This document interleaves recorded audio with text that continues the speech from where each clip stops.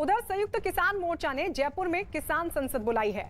किसान संसद जयपुर के बिरला ऑडिटोरियम में हो रही है। किसान संसद में किसान प्रतिनिधि तीनों कृषि कानून के साथ महंगाई और सार्वजनिक उपक्रमों के निजीकरण पर भी चर्चा करेंगे। किसान संसद में किसान सांसद गुरनाम सिंह चढ़ूनी और दर्शन पाल समेत कई जो किसान नेता हैं वो इसमें शामिल होंगे। आपको बता दें, किसान संसद में किसान सांसद गुरनाम सिंह चढ़ूनी और दर्शन पाल समेत कई किसान नेता शामिल होंगे और साथ ही किसान संसद में संसद की तरह ही शून्यकाल भी होगा। तो ये किसान संसद बुलाई गई है संयुक्त किसान मोर्चा की तरफ से। हम सीधे रुक कर लेते हैं। भवानी हमारे सहयोगी इस वक्त हमारे साथ जयपुर से लाइव जुड़ रहे हैं। भवानी, जरा बताइए क्या कार्यक्रम है आज, किसान संसद का उद्देश्य क्या है?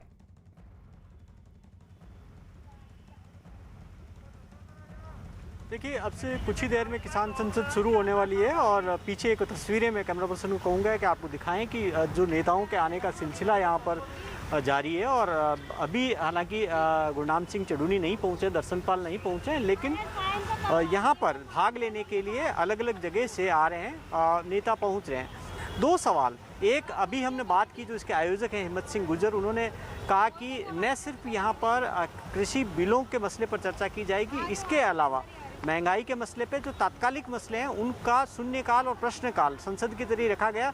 उसके अंदर निजीकरण, महंगाई, ये मसले हैं, इन पर भी चर्चा की जाएगी। हमने पूछा था कि क्या इससे जो संयुक्त किसान मोर्चा आंदोलन चला रहा है क्या उससे बिल्कुल भटक नहीं गए, क्या पॉलिटिकल नहीं हो गए? तो उन्होंने कहा नहीं, ये उसका हिस्सा है और हम इस पर भी चर्चा करेंगे। और सवाल बहुत बड़ा सवाल, ये आप किसान संसद मतलब एक पैरेलल संसद आप चलाइए, लेकिन उससे नतीजा क्या निकलेगा, उससे हासिल क्या होगा? लौटेंगे भवानी आपके पास। और इस बीच बता दें कि अनिल विज के बयान पर राकेश टिकैत ने क्या कहा, आइए सुनिए। अब वो तो कैप्टन जवाब देगा इसका। तो ये तो किसान हैं सारे जिनकी फसलें एमएसपी से कम पे बिक रही हैं, ये वे हैं। और जहां तक तलवार और उसका सवाल है, ये धार्मिक उसमें ये चीजें आती है। भाई पंजाब में जाकर आप बयान दे दो और दे दो कि भाई ये आप नहीं रख सकते, तो वो बताएंगे।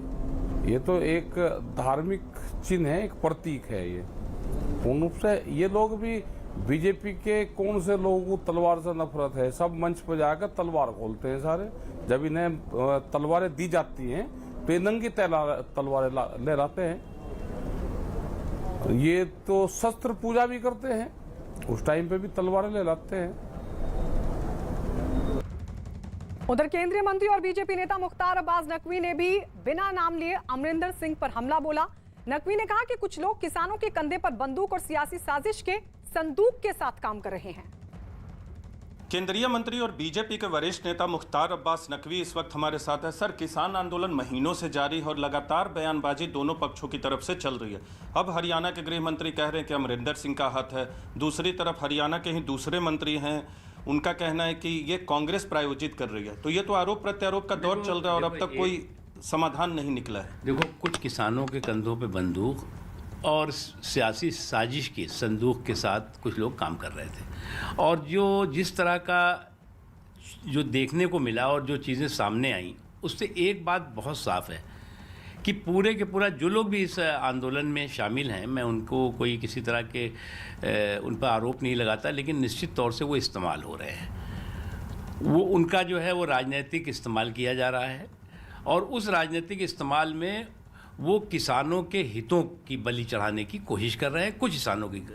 अदरवाइज़ तो किसान इस बात से खुश हैं कि उनको जो है वो इस सरकार में, चाहे एमएसपी का हो, चाहे किसान सम्मान निधि हो, चाहे खाद हो, बिजली हो, पानी हो, सारी सुविधाएं बहुत मजबूती के साथ सरकारें दे रही हैं। एक चीज़। दूसरी चीज़ ये कि आप बताइए कि किस मुद्दे पे ये कर रहे हैं। एमएसपी का मुद्दा लेकर के आए थे पहले। एमएसपी जो है वो दिन दिन रात चौगुना बढ़ रही है। फिर मुद्दा लेके आए कि साहब मंडी उड़ जाएगी, कहीं गायब हो जाएगी, मंडियां और फल फूल रही हैं। फिर ये इशू क्या है? और ये चीज़ें खुद कृषि कानूनों में गारंटी के साथ सुरक्षित की गई हैं। और अब जरा सुनिए पूर्व केंद्रीय